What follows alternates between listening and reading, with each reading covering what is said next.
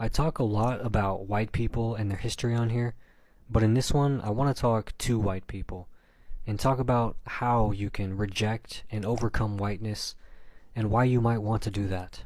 Whiteness is not just a skin color. It's an ideological, social, and economic system designed to uphold white supremacy, capitalism, and colonial domination.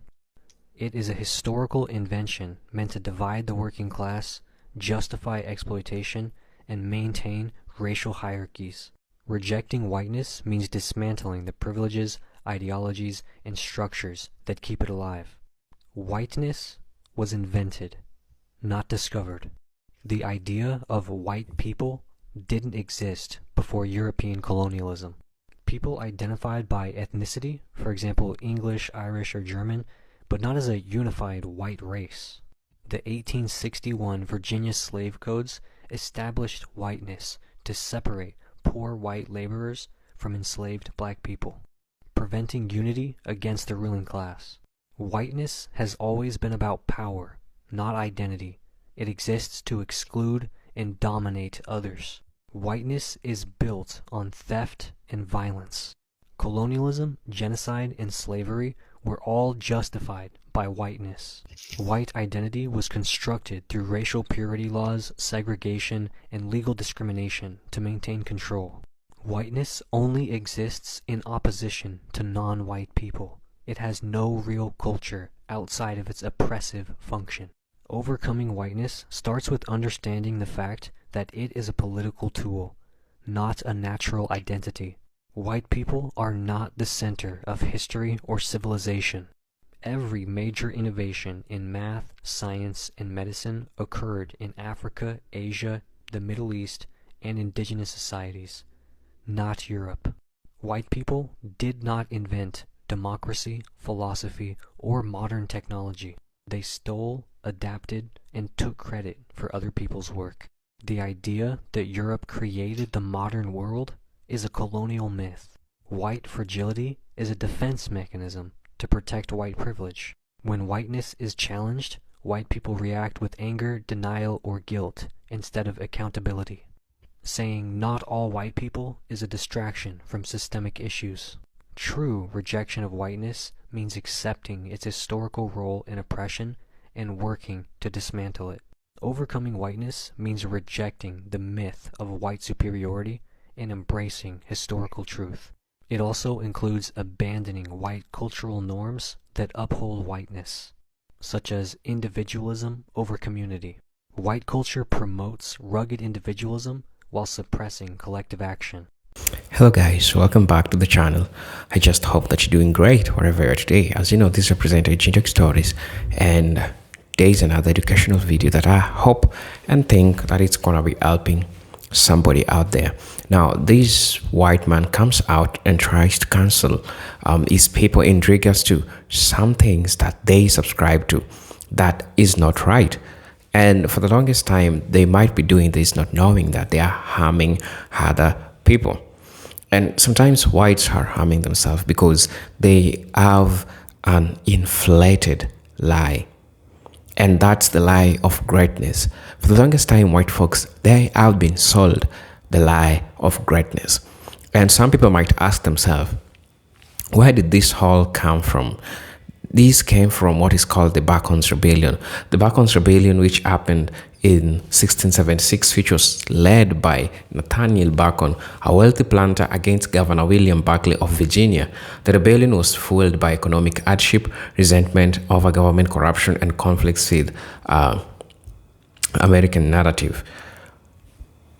In the past, during the Bacon's Rebellion, we had poor white people and black people who, they stay together, they add unity.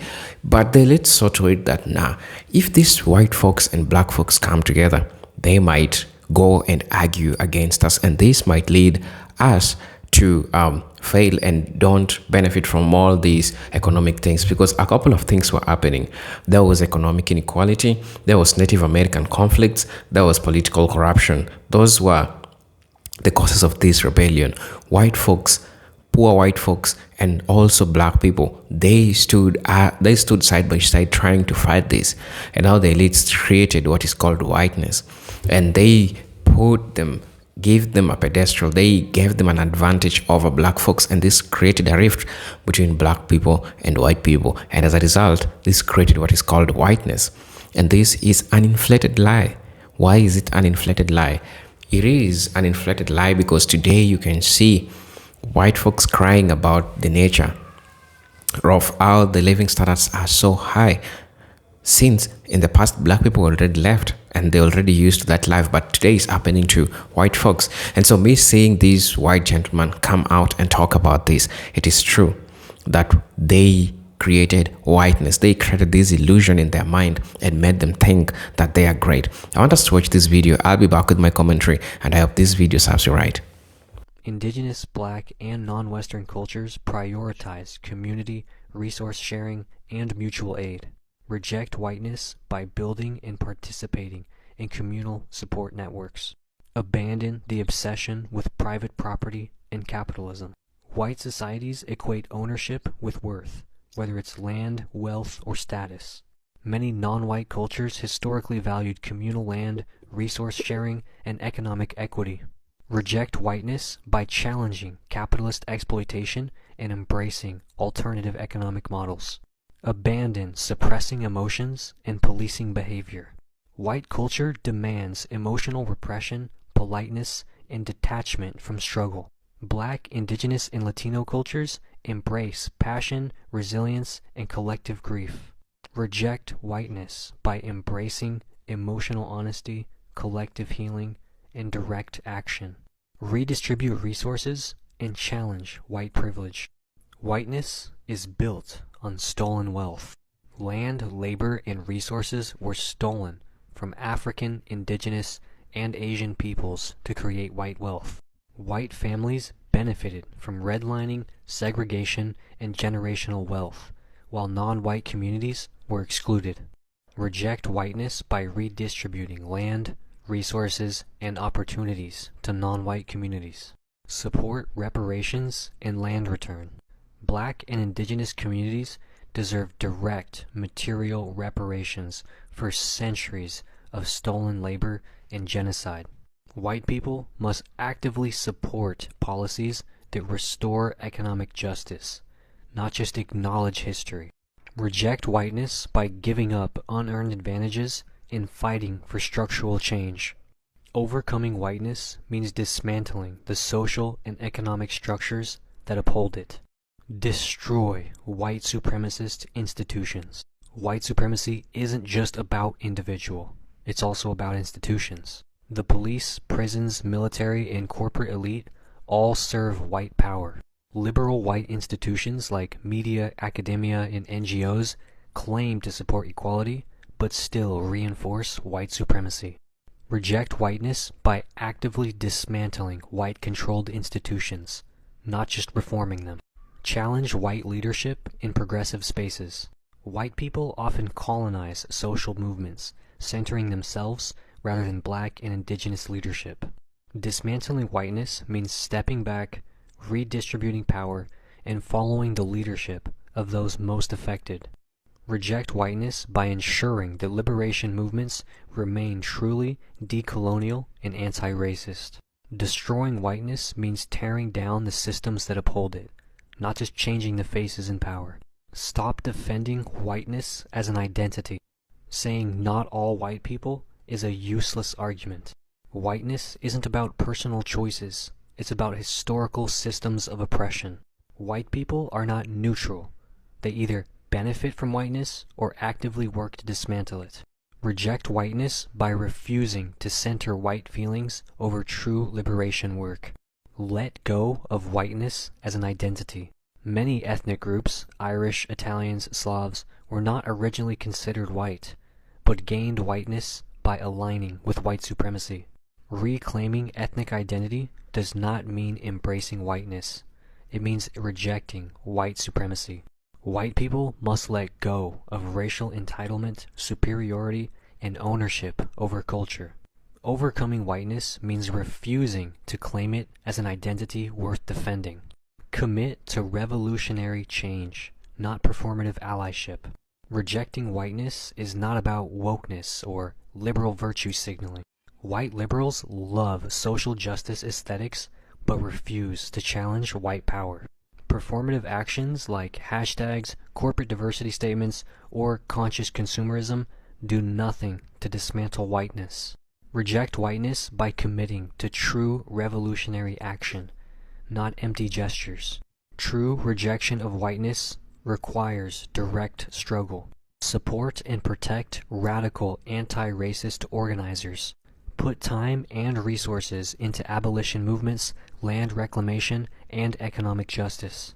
Fight white supremacy materially, not just symbolically. Overcoming whiteness means aligning with revolutionary movements, not just talking about change. Rejecting whiteness isn't about being a good ally. It's about destroying white supremacy at its core. The question is, are you truly willing to let go of whiteness, or just rearrange it to make it look better? If you've stuck around to the very end, thank you. And please share this video with anyone who might find it useful. Okay guys, don't get mad at me for this one. This was not my doing. I wasn't involved in any way. I'm simply reporting the facts neutrally and objectively. Okay? White people are the dumbest people in history by far. There is zero competition. White supremacists love to act like they're intellectually superior, but history, science, and even their own cultural behaviors prove that white people have been some of the dumbest people on the planet consistently. From believing in medical bloodletting to witches to electing reality TV stars as leaders. White societies have repeatedly demonstrated a shocking lack of intelligence. For centuries, Europeans rejected scientific advancements that other cultures had already mastered. Ancient Egypt, China, and the Islamic world had medicine, surgeries, and mathematics, while Europeans were still blaming diseases on demons. Chinese doctors performed complex surgeries 1,000 years before Europeans stopped using leeches for every illness. White people didn't even know how to clean wounds properly until the 19th century. Meanwhile, African and indigenous societies had antiseptic medical practices for centuries. White medical practices were beyond stupid. Bloodletting was a common treatment in England for 2,000 years, despite killing more people than it saved. Medieval Europeans thought bathing caused disease, so they literally avoided water, and then wondered why they smelled like sewage. The Black Death wiped out 60% of Europe, while Asia, Africa, and the Islamic world had quarantine systems that prevented such massive outbreaks. White people love to claim that they invented modern science, but they ignored real science from smarter civilizations while they advanced medicine and technology. Europeans were the last major civilization to believe in magic and witches. Over 60,000 women in Europe were burned as witches between the 15th and 18th centuries. Meanwhile, in the Islamic world, Asia, and Africa, supernatural beliefs were often tied to philosophy and medicine, not mass hysteria. White Americans continued the stupidity with the Salem witch trials in 1692, proving their obsession with nonsense lasted well into the modern times. Europeans also had some of the most ridiculous religious beliefs. The Catholic Church taught that the sun revolved around the earth until the 1600s, forcing scientists like Galileo to denounce facts. Europeans believed that kings were chosen by God, which is how they let inbred, drooling monarchs rule them for centuries. Meanwhile, Islamic, Chinese, and indigenous societies emphasized astrology, engineering, and medicine centuries before Europeans figured out how to use soap. White people loved to laugh at other cultures' spiritual beliefs, but they were the last to let go of absurd, unscientific nonsense. White societies have collapsed due to their own idiocy several times. Medieval Europe regressed for 1,000 years after the fall of Rome, forgetting how to build aqueducts, roads, and medicine that previous civilizations had already mastered. White American farmers caused the Dust Bowl in the 1930s by over-farming and destroying their own soil, leading to mass starvation and migration. And white people keep making the same mistakes. Climate change, white conservatives still deny basic science despite the world literally burning. Mass shootings, white Americans refuse to change gun laws even as their kids continue to get killed in schools. Economic crashes, white bankers cause financial collapse every decade, from the Great Depression to the 2008 crisis. White societies always act shocked when their dumb decisions backfire, and then do the exact same thing. White Americans love electing leaders who can barely form a sentence. Donald Trump, a failed businessman who scammed his way into office and thought that injecting bleach cured COVID. George W. Bush started a war over fake weapons and couldn't pronounce the word nuclear. Ronald Reagan, a washed-up actor who let corporations ruin the economy.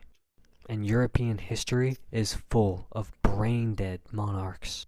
King Charles II of Spain was so inbred he could not chew food properly. King George III of England was so mentally unstable he talked to trees. The Russian czars were so incompetent they let their empire fall twice. Meanwhile, African, Asian, and Middle Eastern civilizations have produced mathematical geniuses, military strategists, and engineers, while white people kept electing fools. White Americans constantly misinterpret race, crime, and history. They blame immigrants for crime, despite white Americans committing the most mass shootings. They think they're oppressed while controlling most of the wealth and political power. They believe in conspiracy theories at higher rates than any other group, from QAnon to anti-vax nonsense. White conservatives deny science when it doesn't fit their worldview.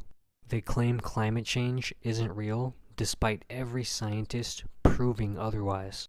They believe COVID was a hoax, even as millions of their own people died. They deny evolution, despite mountains of fossil evidence. White societies act like they value intelligence, but they fall for the dumbest lies and propaganda every single time. White people struggle with basic emotional intelligence. White men have the highest suicide rates because they don't know how to process emotions. White families are often distant and lack deep connection, leading to higher rates of depression and loneliness. White Americans are more likely to cut off family members over political disagreements, proving they lack basic social resilience. Meanwhile, non-white cultures prioritize emotional intelligence and social bonds. Black, Latino, and Asian family tend to have stronger communal ties and mental health coping mechanisms. African cultures have long-standing traditions of community care, while white societies force elderly people into nursing homes. White people struggle with forming deep relationships, making them emotionally immature and socially inept. Every time white people face a social or political change, they have a meltdown. White Southerners refuse to accept the end of slavery. To this day, white conservatives lost their minds over civil rights, literally fighting desegregation and interracial marriage. Today, white Americans panic over woke culture because they can't handle basic inclusivity. Meanwhile, non-white cultures have adapted and thrived through colonization and war. African and indigenous communities rebuilt themselves after centuries of white destruction. Asian economies rebounded after white imperialism and became global leaders in innovation. Latino communities have preserved cultural traditions despite white attempts at erasure. White societies break down at the smallest inconvenience, proving that they're emotionally and intellectually fragile. White supremacy is built on the lie of white intelligence. But history and reality prove that white people have always been and continue to be the dumbest people on the planet. Cope.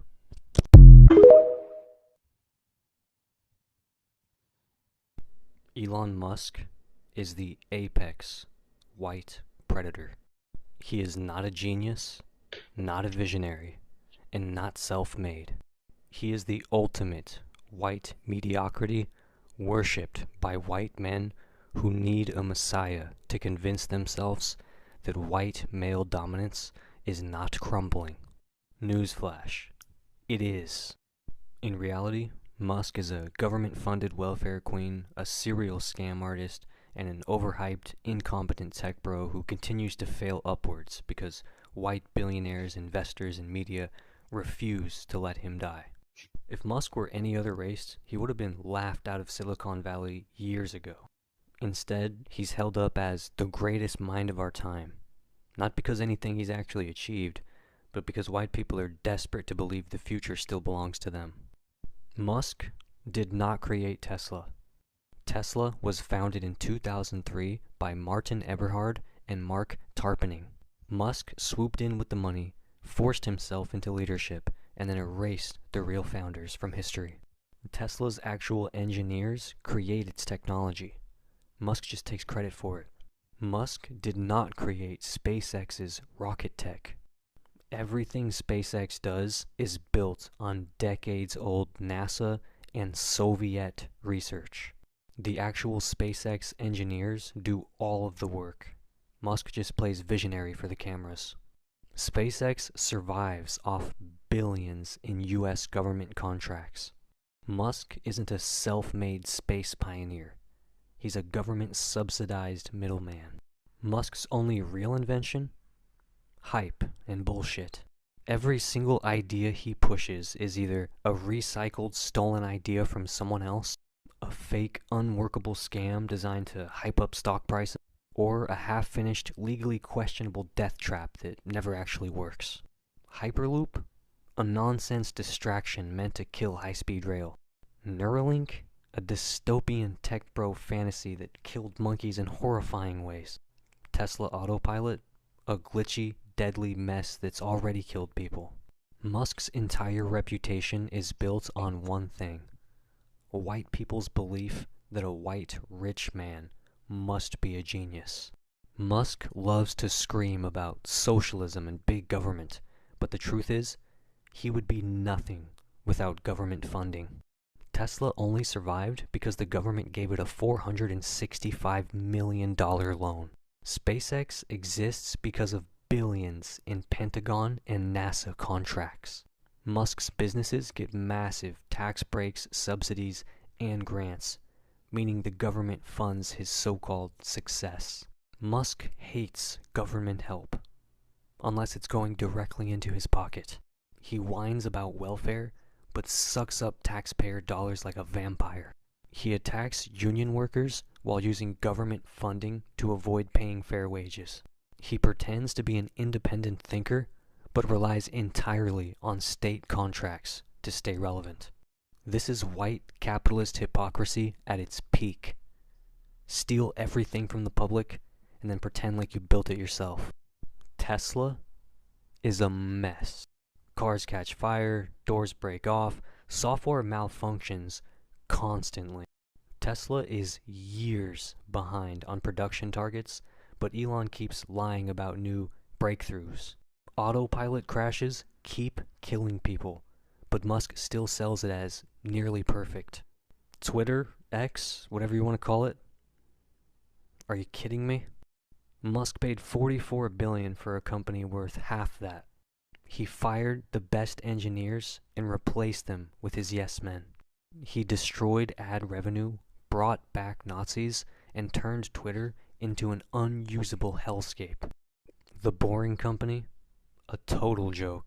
His tunnel revolution is literally just a smaller tunnel with traffic jams. The Las Vegas tunnel is slower than walking. Every city that bought into his scam has nothing to show for it. SpaceX, running on fraud. Most of its innovations are just flashy PR stunts. Delayed projects, failed test launches, and government money keeping it alive. Musk promises Mars colonization, but can't even land a contract to send people to the moon. If Musk were anyone else, he would be considered a disaster CEO whose companies are collapsing under his stupidity. But because he's a rich white man with a god complex, the media still props him up as a genius. Musk is not self-made. He's not smart. He's just a spoiled white billionaire who was handed his success. He was born into apartheid wealth. His family was rich off South African emerald mining, meaning he never had to struggle. His father literally owned an emerald mine, so Elon was never self-made. Every time he fails, white media protects him. When Tesla is in crisis, they call it growing pains. When Twitter crashes, they say he's revolutionizing social media. When his companies bleed money, they say he's playing the long game. Musk is a perfect example of white privilege shielding an incompetent fraud. White tech bros worship him because he is their last hope. They need to believe a white man is still the future. They need him to be a genius, because if he's not, then white men aren't the most powerful people in tech anymore. Musk's cult ignores reality. They pretend his endless failures don't exist. They attack anyone who criticizes him. They believe in his absurd sci-fi promises, no matter how many times he's lied. Musk's fanboys will literally destroy their own lives to defend him. They buy overpriced, malfunctioning Teslas. They invest in his scams, then lose their savings. They waste their time hyping up his projects, only to be left with nothing. Elon Musk is not a genius. He's a fraud, a parasite, and a white savior myth that exists to prop up a dying empire. Elon Musk is not the future. He's a symbol of white desperation, an incompetent, overhyped, failing billionaire whose entire existence proves that white dominance is crumbling. He is the last sad illusion of white technological superiority. And just like everything he touches, that illusion is falling apart. Cope.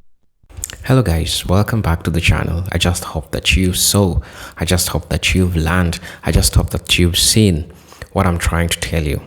Now, this white gentleman who is trying to discuss all these things, I know there'll be a lot of resentment, because most of the time when I see white folks come out and talk about these subjects, talk about these topics, you'll later on hear them saying that they were threatened, or they were told to stop doing what they're doing, because the same elite, the same group of people don't want you to know the truth. Because when you know the truth, because when you unify, that's when they are afraid that a lot of things won't go their way. And as I said, these people created this whiteness to confuse, to make them believe that they are great, while in return they are not great. So that being said, there are a lot of things to learn from this video. And for those people who don't know the Bacon's Rebellion, the Bacon's Rebellion is something that happened in the past, somewhere around 1676, when poor white and black indentured servant and freedmen, they lived together, and they attacked Native Americans and settled settlements, and eventually turned their anger towards the colonial government. I mean, the poor white and, all black folks, the indentured servants, black folks who really were together, they had power. And when they had power, these elites saw to it that when these black folks will come together and white folks come together, there'll be unwithered, there'll be unwavering force that they have. That's why even today you notice that they always work so hard so that black people don't unify, because they know very well the power of black people. When they unify, they have this force, they have this power that they help to push all this information that is happening. Honestly, I don't know what you feel about this video. I want to know what you think about this, because this has been happening for the longest time. Majority of white folks are living under a lie. They are living under a lie that they are great. They're living under a lie that they have been told that they are the best in everything, while the true history is not about that. And this is how they made it possible. Look, in the past, When you went to history schools, you'll find them teaching black children about whiteness. They're not even teaching them about black history or about their own history. And this tries to show you that there has been agenda to push all this lie towards people. And I believe and I know that a lot of Africans are still in the dark because they are still living under the greatness of whiteness, something which is stale, something which is not there, or something that at least is not there. And even if you look at the Asian community, the Latin America, they have all been influenced by this lie. So the enemy walks across, passing all this lie to you, trying to make you feel like they are the greatest, while you're not. Right? This is something that has been happening. Now, what was the aftermath of the whiteness that was created before? Of course, it had consequences, right? Because now white folks came to realize that no, we are great now. Okay, the following are the things that happened. I want us to go through it. Okay, now just a minute. These brought a big consequences. Now, the birth of whiteness and institutional racism, that's how it came to begin. The Bacchus Rebellion 1676 in Virginia was a turning point in American history, not just as a revolt against the ruling class, but as the moment when elites consciously created whiteness to divide and control the lower classes. Before the rebellion, racial categories were not as rigidly defined, and poor white and black laborers often lived and worked under similar conditions. After the rebellion, the ruling class implemented a series of laws that racialized society, ensuring that poor white and poor black will never again unite against the elite. Now, the ruling class learns a lesson. Before the rebellion, Virginia society was highly stratified, but race was not the primarily dividing line, it was class. Many poor whites and blacks worked as indentured servants, serving contracts that promised land or freedom after the labor. Some black people were enslaved for life, but others gained their freedom and even owned land. When Nathaniel Bacon led a multiracial rebellion of white and black laborers against the colonial government, the ruling elite saw a major threat to their power. The fact that these groups had a common grievances, landlessness, economic hardship, and government corruption, meant they could easily unite in future rebellions. Now, this is where Governor Beckley comes. Governor William Beckley and his allies crushed the rebellion, executing 22 rebels and punishing others. But they were new brute force alone wouldn't even future uprising. They needed a long-term strategy to keep poor whites and poor blacks from seeing each other as allies. Now, that's when the invention of whiteness comes. The invention of whiteness, new laws to divide and conquer. In the years of Bacon's rebellion, the Virginia elite began reconstructing society along racial lines.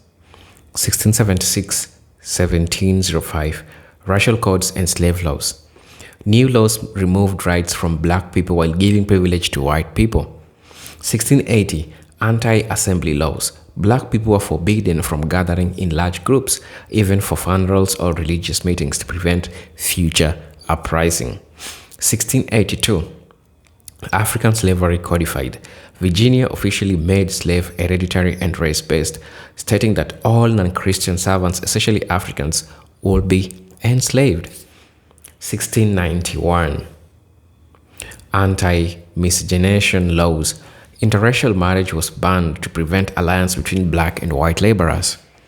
1705, Virginia Slave Codes.